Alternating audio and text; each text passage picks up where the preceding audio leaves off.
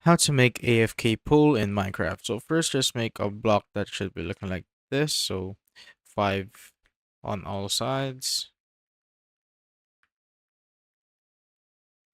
And it should be looking like this. Now once you have this structure, put a block on the middle. So one block on the middle and one block on the side right here.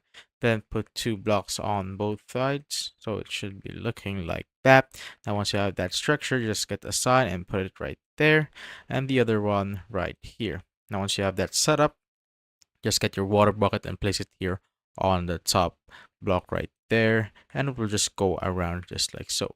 And when I go to the pool or to the water right here, as you can see, it just brings me around till I get to the end.